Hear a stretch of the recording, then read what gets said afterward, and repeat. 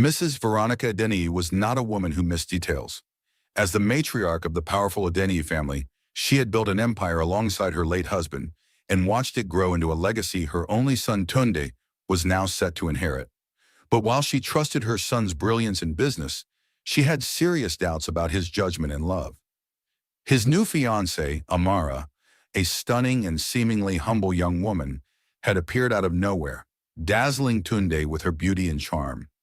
Veronica, however, had a gnawing feeling that something was off. There was a glitter in Amara's eyes that reminded her too much of gold diggers from Lagos society events, people who knew exactly what to say and when to say it. The final straw came during a family dinner, when Amara laughed a little too loudly at Tunde's mediocre joke and subtly dismissed Veronica's suggestion for a family foundation project. Veronica had spent decades decoding people's masks, and she sensed Amara's was porcelain thin. But rather than confront her directly or sabotage the relationship through gossip, Veronica decided on something far more unconventional. She would become the maid. She would move into her own mansion in disguise and get a front-row seat to who Amara truly was when no one was watching. With the help of her old friend and private investigator, she had a false identity created Mama Titi, an aging, widowed housekeeper looking for part-time work.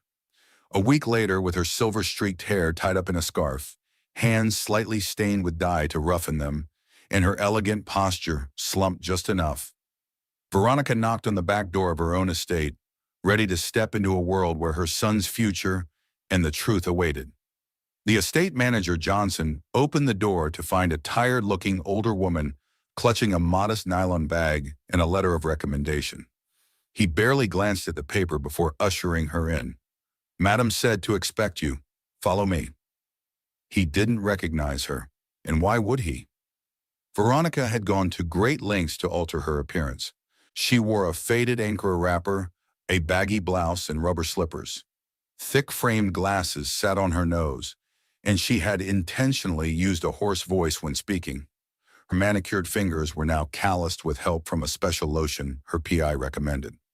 Johnson led her through the servants' quarters, explaining her duties in a clipped tone. "You'll be responsible for cleaning the upstairs hallway, the guest rooms, and assisting in the kitchen. The madam of the house, Miss Amara, prefers the staff to be quiet and invisible. Don't disturb her unless she calls you." Veronica nodded wordlessly, her heart beating fast. This was her first step into the shadows of her own home. She wasn't used to silence, to submission, to not being called Ma. It felt surreal. Her room was a small, windowless space near the laundry area far from the suite where she had once held court as the queen of the Adeniyi house. That evening, after her first shift cleaning the hallway, she heard Amara's laughter from the sitting room. It was high-pitched and theatrical, just like she remembered. From the crack in the hallway, she watched as Amara poured herself a glass of wine and barked an order to the chef, correcting him like he was a child. Veronica narrowed her eyes. The charming girl her son adored was already shedding her skin. "Mama Titi," Amara called suddenly, her voice slicing through the corridor. "Where's that new maid? I need someone to massage my feet." Veronica inhaled deeply and stepped into the light. Veronica shuffled into the lavish sitting room, head slightly bowed to keep up her disguise. Amara was sprawled on the couch like royalty, her perfectly manicured toes resting on a velvet ottoman. "You're Mama Titi, right?" she asked without looking up from her phone. Veronica nodded. "Good. My feet are killing me. Kneel down and get started." For a moment, Veronica hesitated. No one had ever spoken to her like this in her own home. But she reminded herself of the mission. Slowly, she sank to her knees and began massaging Amara's feet, her fingers pressing gently as Amara scrolled through Instagram, smiling and sighing dramatically. "You're good," she muttered. "Much better than the last one. That girl had no talent. Tunde keeps hiring the wrong people." The mention of her son's name made Veronica's ears twitch. She watched Amara's expression carefully. There was no warmth when she spoke about Tunde, just a sense of possession, like she was discussing a prized handbag. After a while, Amara tossed her phone aside and leaned back.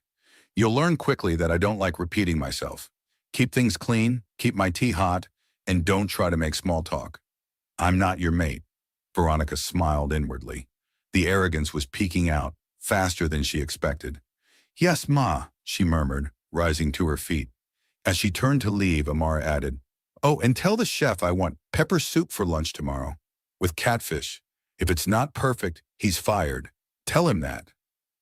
Back in her tiny room, Veronica sat on the edge of the creaky bed, rubbing her knees. She wasn't angry, she was intrigued. Amara was already slipping. The facade was cracking, and Veronica had only just begun. The real test, she knew, would be what happened when no one was looking, except Mama Titi. The next morning began before dawn. Veronica, now Mama Titi, was already sweeping the marble floors when she heard Amara's voice echo through the hallway.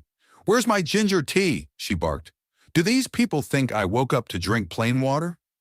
Veronica quickly abandoned the mop and hurried to the kitchen. She could see the staff already weary from Amara's constant demands. Inside the kitchen, the chef, a stout, gentle man named Bassie, looked like he was on the edge. "This girl na wahala o," he muttered as he ground fresh ginger. "She complained yesterday, say the tea was too hot. Now today it's too cold. Tomorrow maybe it will be too invisible." Veronica stifled a laugh. She was beginning to like Bassie. There was an unspoken camaraderie among the staff, one built on shared stress and whispered complaints. Later in the day, Veronica quietly observed Amara entertaining a group of friends by the pool. They were all dressed in designer swimwear, their conversations dripping with gossip and showmanship.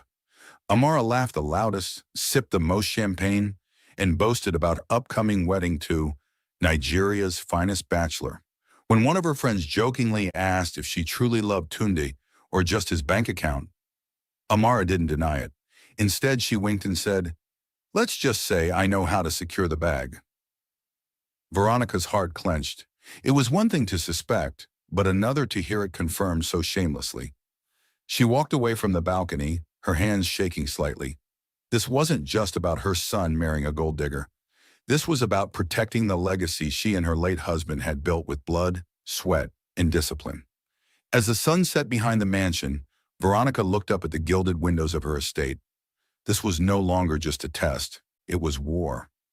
Veronica had been in the house for just under a week, and already the carefully curated image Amara presented to Tunde was beginning to unravel.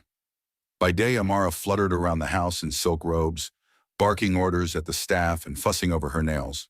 But when Tunde came home in the evenings, she transformed into a sweet, supportive fiancée, hanging on his every word, laughing a little too eagerly, and pretending to be fascinated by the business talk that clearly bored her.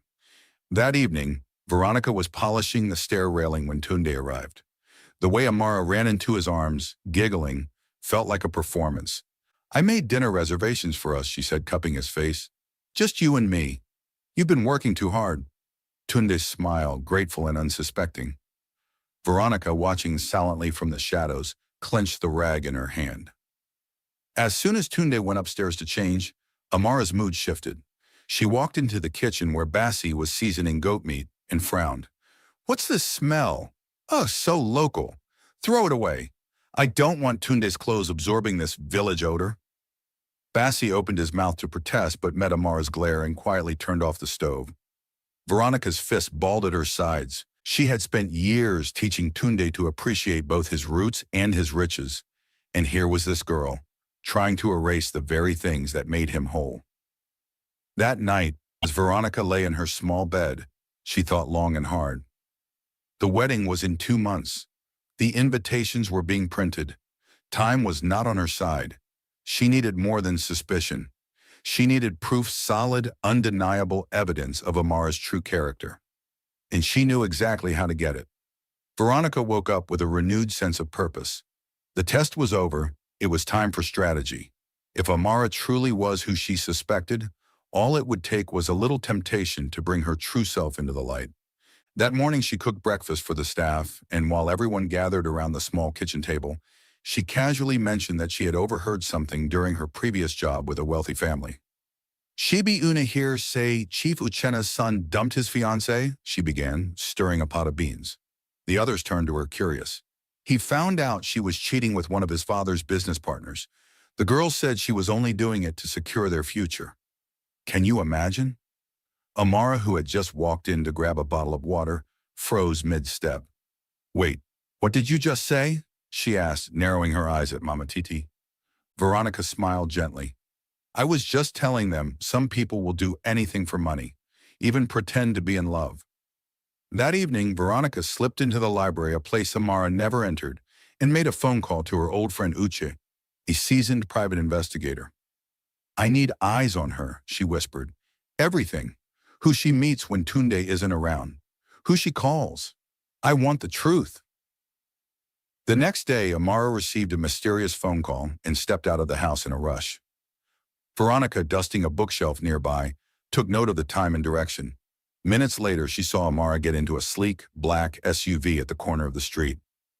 Veronica's phone buzzed. It was Uche. "We've got movement. She's meeting someone at Oriental Hotel.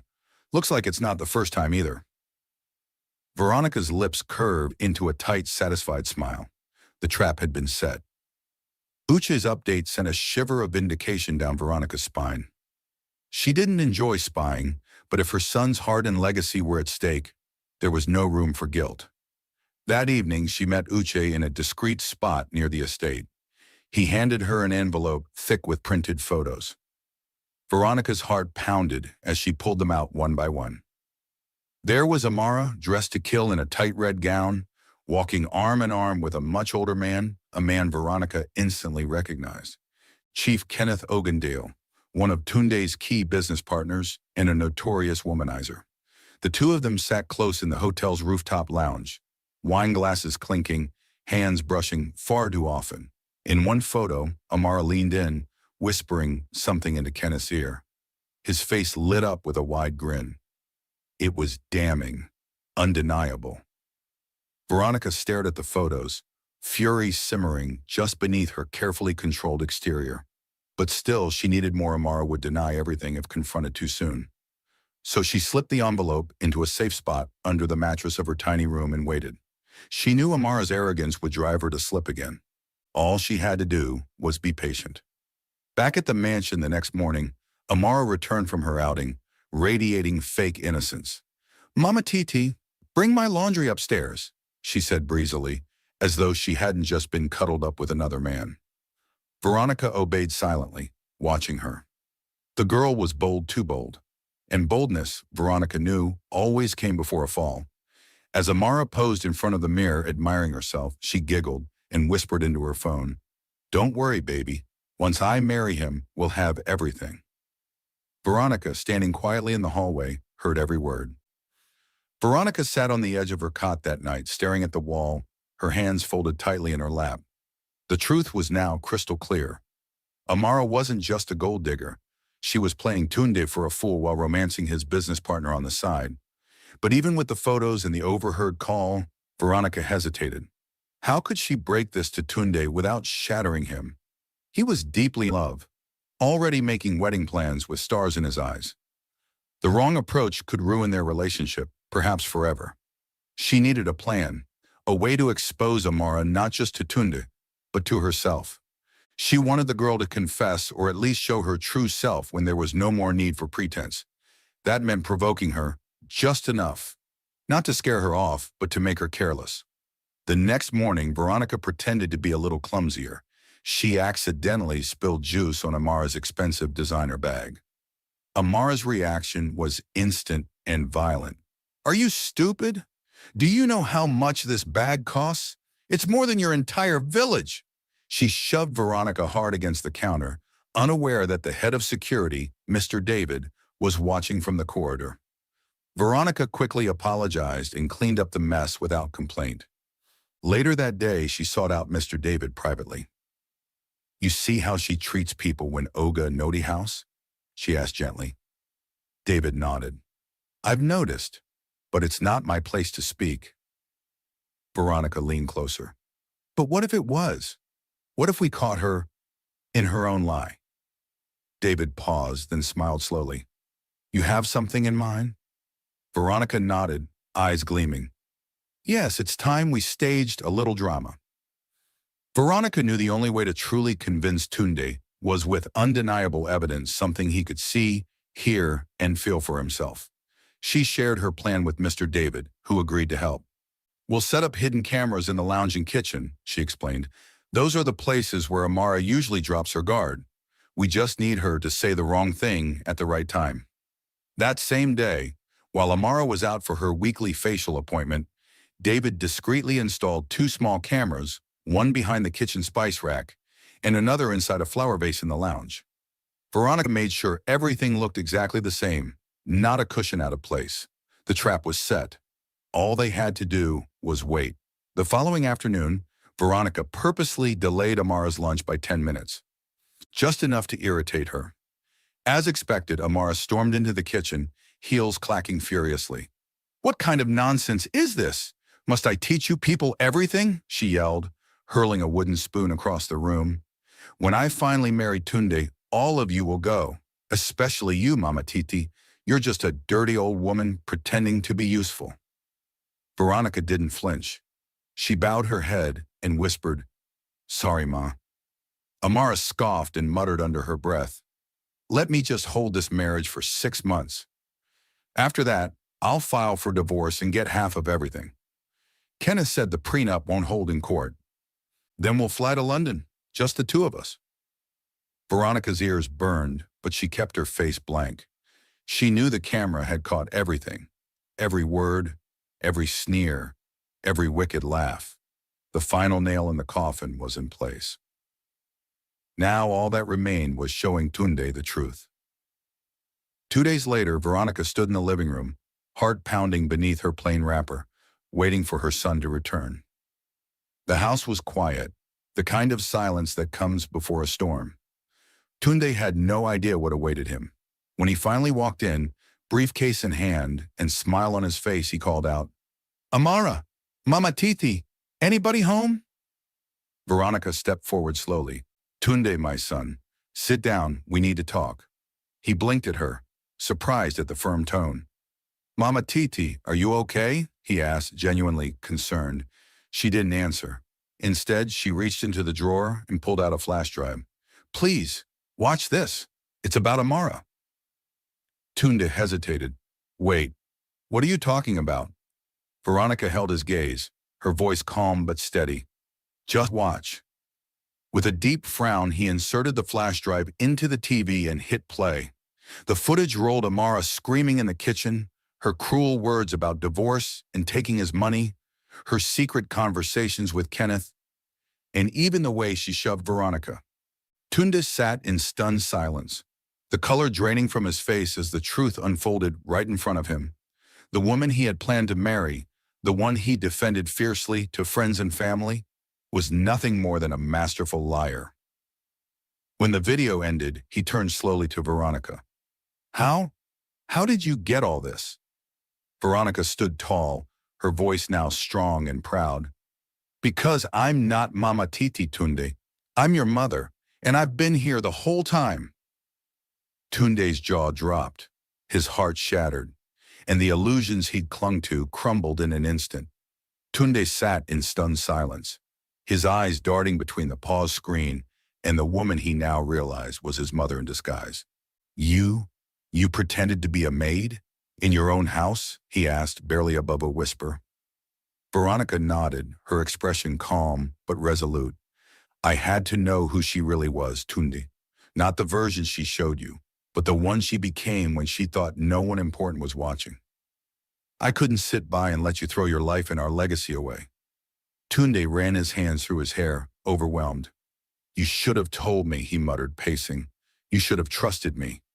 Veronica stepped forward. "I do trust you, but love blinds even the smartest people.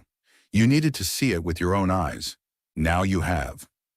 Just then, Amara walked in, oblivious to the storm she was walking into. "Babe, I was thinking we could try that new restaurant." She stopped mid-sentence when she saw the TV, the remote in Tunde's hand, and Veronica standing tall and regal, no longer acting like the humble housemaid. Her face paled instantly. What is this?" she asked, trying to play innocent. Tunde turned to her slowly. "Do you love me, Amara?" She blinked, tried to speak, but no words came. "I asked you a question," he said, his voice sharp now. I do," she stammered. "Then explain the video. Explain Kenneth. Explain the prenup comments. Explain all of it. Amara's silence said everything. Tunde took a deep breath, his voice cold. Get out of my house. Veronica said nothing. She didn't need to. Justice had spoken. Amara stood frozen, eyes darting between Tunde and Veronica. For the first time since she stepped into the Adeniyi mansion, she looked truly powerless. Tunde, please. It's not what you think, she said, her voice trembling. I was just scared. I didn't know how to be the kind of woman you needed. Kenneth, he was just giving me advice. Tunde raised a hand to silence her. Save it. I don't want your lies. You insulted my mother, plotted with another man, and planned to destroy everything I've worked for. That's not fear. That's greed. Tears welled in Amara's eyes, but Veronica remained unmoved. She had seen women like this before, tears used as weapons when charm failed. Amara's sobs grew louder, her voice rising in desperation. You think I didn't love you? I was willing to marry you. Isn't that something? Veronica stepped forward, eyes sharp. No, my dear, that's a business transaction, not love. Amara realized it was over. Without another word, she turned, stormed up the stairs, and returned 10 minutes later, dragging her designer luggage behind her. No one helped her. The staff, who had silently endured her cruelty, stepped aside as she passed. As the front door slammed behind her, the entire mansion seemed to exhale. Tunde collapsed onto the couch, burying his face in his hands. I feel like a fool. Veronica sat beside him, placing a firm hand on his shoulder. No, my son, you love someone who didn't deserve it. That's not foolish. That's human. But now you know better. Tunde looked at her, eyes filled with gratitude and heartbreak. Thank you, Mom. You saved me. Veronica smiled gently. It's what mothers do. The days following Amara's dramatic exit were quiet. Tunde moved like a shadow in his own home, polite but distant. He barely touched his food, stopped going to the office, and spent long hours on the balcony staring at nothing. Veronica gave him space, knowing some wounds needed silence to heal. But she also knew heartbreak had to be processed, or it would harden into bitterness. One evening she joined him on the balcony with a tray of pepper soup and ginger tea. You haven't eaten all day, she said gently. Tunde didn't respond at first, then sighed. I feel like I don't know how to trust anymore. Veronica sat beside him. That's understandable, but you don't rebuild trust by hiding. You rebuild by understanding why it broke and learning from it. She placed the tray on the table and looked at him carefully. You fell for her because she showed you what you wanted to see. That's not your weakness, Tunde. That's your strength, your hope in people. But from now on, don't ignore your instincts. He looked at her, eyes glistening. And you went undercover. Live like a servant in your own house. For me, I would do it again, Veronica said without flinching. You are my only son, my legacy. I needed to be sure you were safe, not just from physical harm, but from people who would use your heart to destroy you. Tunde finally smiled, a small but genuine smile. He reached for the bowl of soup. This smells like healing, he said with a chuckle. Veronica laughed. It's your father's recipe, and believe me, it works every time. And in that moment, under the soft glow of the evening sky, mother and son began the slow, necessary work of healing. The news of the broken engagement traveled fast. Social media buzzed with rumors, half-truths, and speculation. Some blogs claimed Tunde had caught Amara cheating. Others painted it as a clash between the fiancé and the overprotective mother. No one knew the full story, and the Adeniyi family made no public statement. But the silence only fueled the gossip. At a high society charity gala a week later, Tunde made his first public appearance alone. Reporters swarmed him with questions, but he offered only polite nods and vague smiles. Veronica watched from across the room, dressed elegantly in a midnight blue gown. Her presence commanding, as always. She had returned to her rightful place, not in disguise, not hidden, but as the matriarch everyone respected and feared. One of Veronica's old friends approached her, fanning herself dramatically. I heard about the girl. You were right all along, Abby? She whispered. Veronica simply sipped her wine. Let's just say God gives mothers instincts for a reason. Meanwhile, Tunde found himself cornered by a woman named Bisola, the daughter of a prominent senator. She smiled coyly, her eyes sparkling. "So, you're single again?" she asked, her tone playful. Tunde chuckled, but there was no warmth in his eyes. "I'm not shopping for love right now." Later that night, back at the mansion, Tunde joined his mother for a quiet drink on the terrace. "They've already started throwing their daughters at me," he said with a tired smile. Veronica laughed. "Of course, you're still the most eligible bachelor in Lagos." "But I'm not interested in eligible. I want real," Tunde replied. "Next time I'll choose with my eyes open, and with you watching." Veronica raised her glass. "To wisdom, my son, and to a better kind of love." 3 weeks passed, and life slowly began to return to normal. The scandal faded from headlines, and Tunde immersed himself in work again. But Veronica noticed the subtle shift. He smiled more often, stayed home longer, and took more interest in simple things: gardening, music, even playing chess with the gatekeeper on lazy afternoons. One Saturday, as Veronica arranged flowers in the living room, the doorbell rang. Bassi opened the door and returned moments later, clearing his throat awkwardly. "Madam, there's a young woman here to see Oga Tunde. Says her name is Zainab." Veronica raised a brow. "Zainab?" "Yes, ma. She brought a book he left at a cafe." Curious, Veronica stepped into the hallway just in time to see a modestly dressed young woman handing Tunde a copy of Things Fall Apart. She wore no makeup, her hair was in a simple braid, and her smile was shy but warm. "You left this," she said. "I figured it might be important." Tunde's face lit up. "Zainab, I can't believe you actually brought it." Zainab shrugged. "It looked well worn. I thought you might miss it." They chatted for a while, and Veronica watched from the shadows, quietly observing. There was something genuine about the girl. No performance, no flashy gestures. Just grace and kindness. Tunde seemed lighter around her, as though he didn't have to prove anything. Later that evening, Veronica joined her son in the garden. "She seems different," she said. Tunde smiled. "She is. I met her the day after Amara left. She served me coffee, then corrected me when I misquoted Achebe." Veronica chuckled. "That's bold." "She's bold," Tunde said, "but in the best way." And for the first time in a long time, Veronica felt hope stir in her chest again. In the weeks that followed, Zainab's quiet presence became a soft but steady rhythm in Tunde's life. She didn't try to impress him, she simply was. She asked about his business ideas, not his bank balance. She listened without flattery and challenged him with intelligence, not manipulation. Veronica watched from the sidelines, cautious but curious.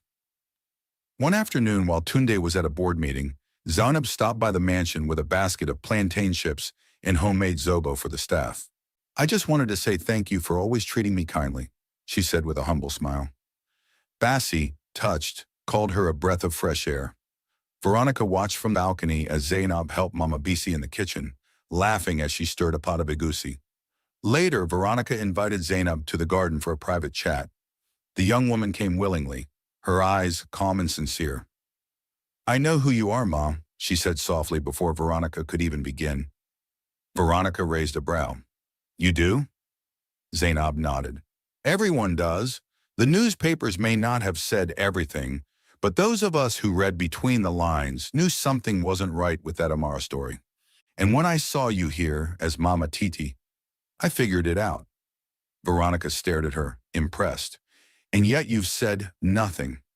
"Because it wasn't my story to tell," Zainab replied. "Besides, I respect a woman who would go that far to protect her child."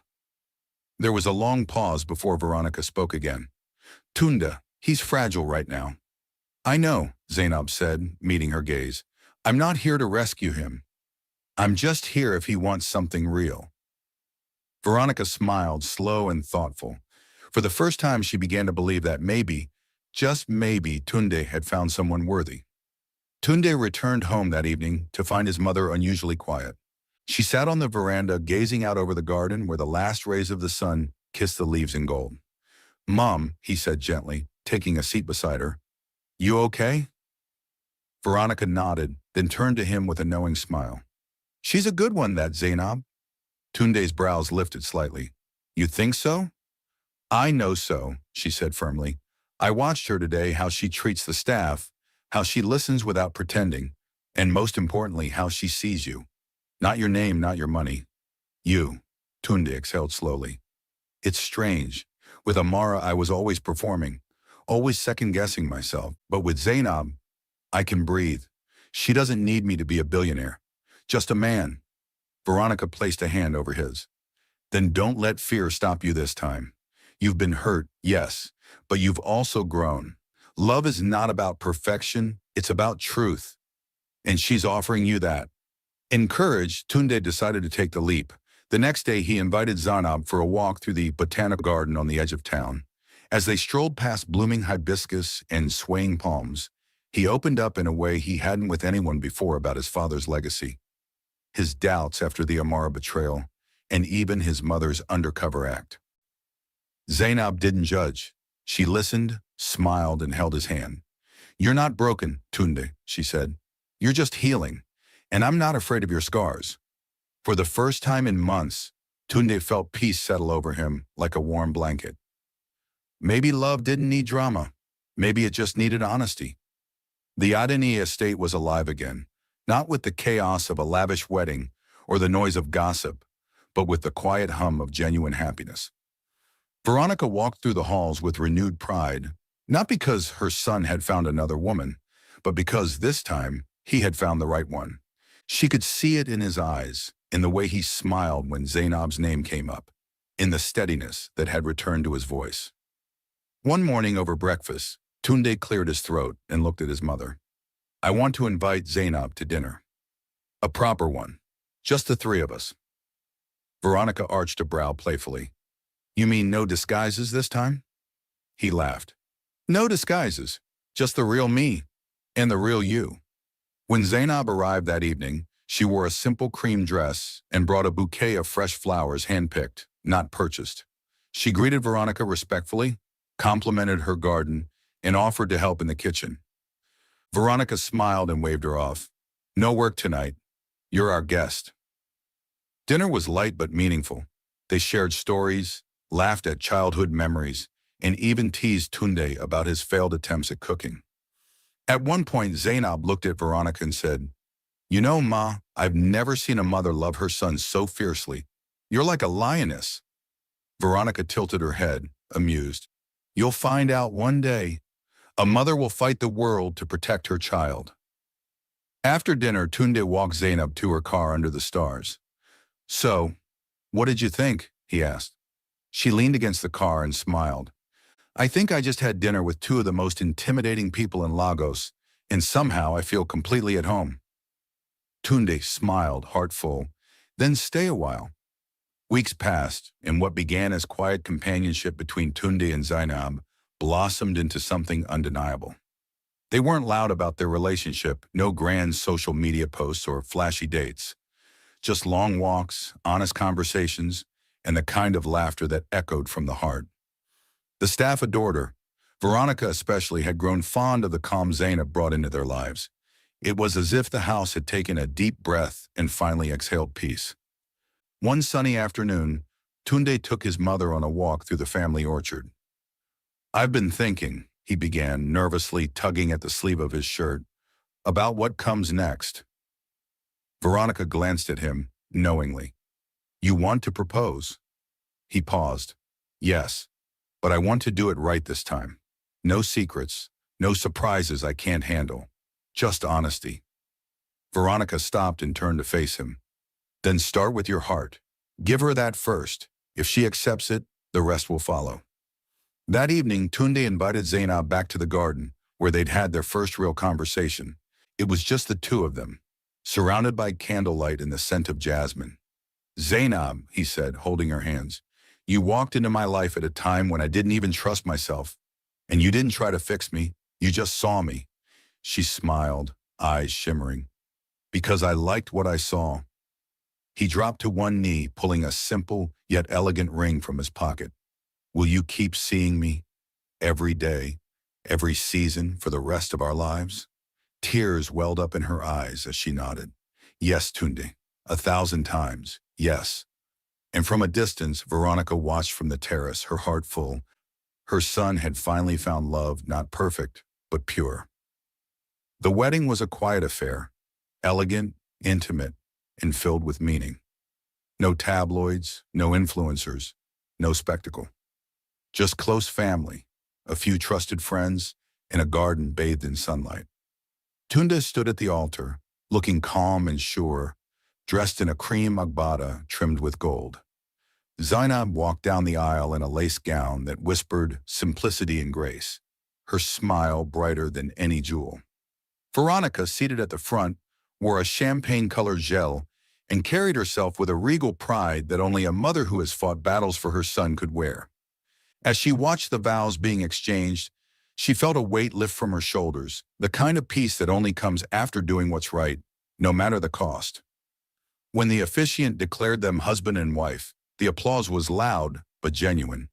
Tunde leaned in and whispered something into Zainab's ear that made her laugh, and for a fleeting second, Veronica saw a glimpse of her late husband in her son's joy, a legacy passed on not just in blood, but in values. Later that evening, at the garden reception, Veronica raised her glass during a toast.